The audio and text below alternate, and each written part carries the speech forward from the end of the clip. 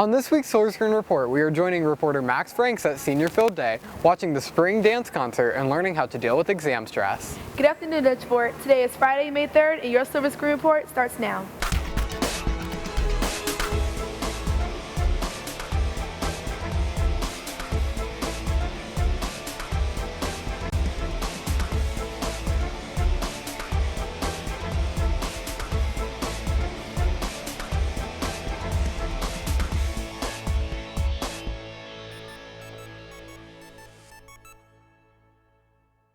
Senior Field Day is a time of celebration for the class of 2019 to have fun for one last time together as a class.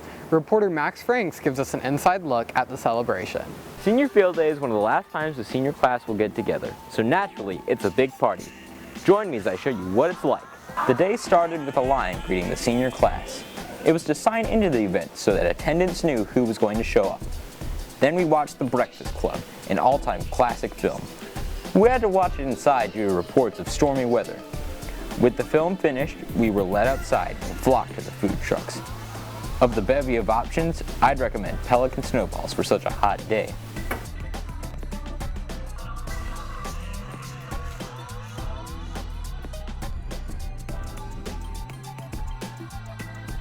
Senior Field Day was awesome.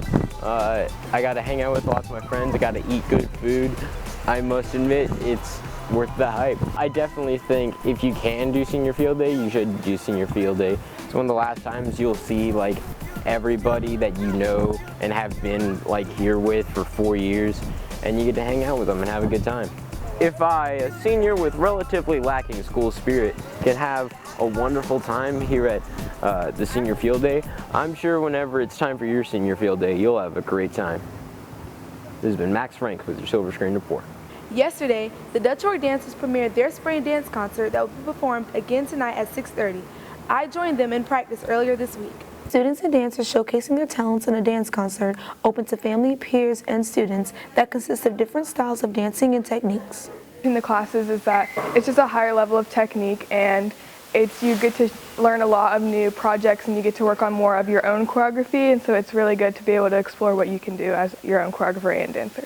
There's a lot more of the students dancing and their creation, so it's really cool to just watch all your peers, especially people who dance with them, just really come out with their creativity and just see what they got.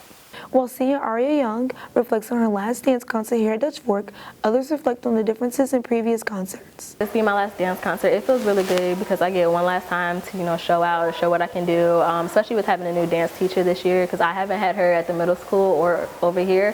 So I feel like it's going to be a really good opportunity for me to just, do what I can do. I like that Coach T gave the lower dance classes chances to put their own choreography in. It's about the dance concert is just being able to showcase what I'm very passionate about and what I love to do in front of all of my peers. With this being Maddie Thieman's first dance concert here at the high school, her students highlight her teaching techniques during the planning of the dance concert.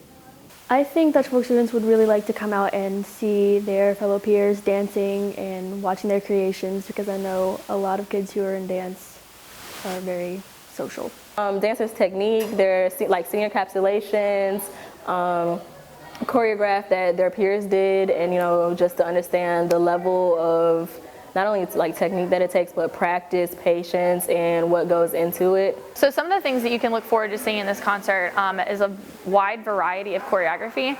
We've got a little bit of hip hop, a lot of contemporary. We've got some jazz happening on stage too. A lot of the student choreography is very different as well. We've got Dance 2 has choreography in this show, Dance 3, Dance 4, Dance 5. Tonight at 6:30 is your last chance to see all the amazing talent come together. Tickets are just $5. This has been Alex Sessions with your Silver Screen Report. For this week's Kids in the Hall, we asked students about their favorite dance moves.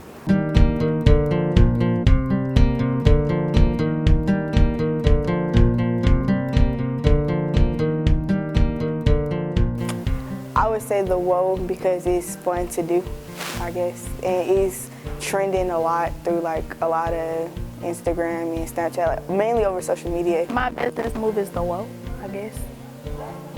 My favorite dance move is the whoa. Probably the whoa because everyone's doing it, so it's just easy to do.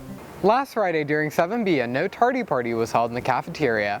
Jakari Strobel was there. Administrators hosted a No Tardy party where students had no tardies all semester, received a free popcorn party. The party is for all students who had no tardies at all for first semester. It's just to congratulate those who didn't get any tardies. Students who follow the 3 R's don't go unnoticed and will be rewarded for the following rules. You know, we have our 3 R's here at our school, and we want to recognize these students because we think that it's important to be punctual to class. That shows all of our 3 R's. We decided to do this because we know that it's important for students to have all of the instructional time possible each day. Assistant Principal Joe Howell says she wants to do it every 9 weeks next school year so that everyone has the opportunity to receive a reward for not being tardy. It's important, in my opinion, because it shows that, hey, you know, even though you're getting to class on time, you're being rewarded for it. I think it's just kind of important to show people like, hey, if you're doing good, you're not just going unnoticed. It gives you like a little bit of encouragement to like make it to class on time. And if they do, then they'll get a little bit of a reward. Just want to reward students for good behavior, and that's what PBIS is all about. This has been Jakari Strobel with your Silver Screen Report. This week's word of the week is exalt, a verb meaning to glorify or praise. With AP exams just around the corner, stress comes up as well. Here's Kylie Fine with tips on how to avoid stress during the testing season. AP exams start on Monday, and with the season comes the stress. Students and teachers alike agree that exams can cause unnecessary anxiety if not prepared for correctly. The easiest thing for the students to do is just practice over problems, things that are important skills. Go back and look over them. I make sure that I study a lot for my AP tests, but I also take breaks so I don't get too stressed out, and I make sure that I get enough sleep. Students who are taking AP exams are encouraged to study lightly throughout the week and make sure to get enough sleep. Students are also encouraged to eat a healthy breakfast and de-stress with activities that help them. It's just, there's a lot going on, and there's a lot of review you have to do, and I have a lot of different classes I have to make sure I'm prepared for. Some students will do lots of practice online or with extra practice books, and that can get kind of stressful because you're trying to cover everything that's in the material that's given. But the best thing to do is just do a little bit at a time every night. Students are reminded to bring a blue or black pen and a number 2 pencil. Make sure you have your AP excuse form filled out if you're planning to leave after your exam. Just know that all of their AP teachers have prepared them well. They just need to make sure they go back over everything, especially the night before. Don't spend so much time like trying to cram. Just kind of look over some things, make sure you get rest over the night before kind of thing. Don't come in freaking out. Just don't try to overwhelm yourself too much, and just take a break when needed, and make sure you're prepared. This has been Kylie Fine wishing you a stress-free exam season. And now for some announcements. Dazzler's dance team tryouts will be May 6th to the 9th in the gym. Contracts and recommendation forms are due Friday, April 26th. See Coach Maddie Thiemann for audition packets. And now here's Todd with more. Thanks, Allie. The Dutch Fork Swim Team interest meeting will be Thursday, May 9th at 4:30 in the presentation room. See Jane Miller in room 215 with any questions. Thanks for watching, and we'll see you next week.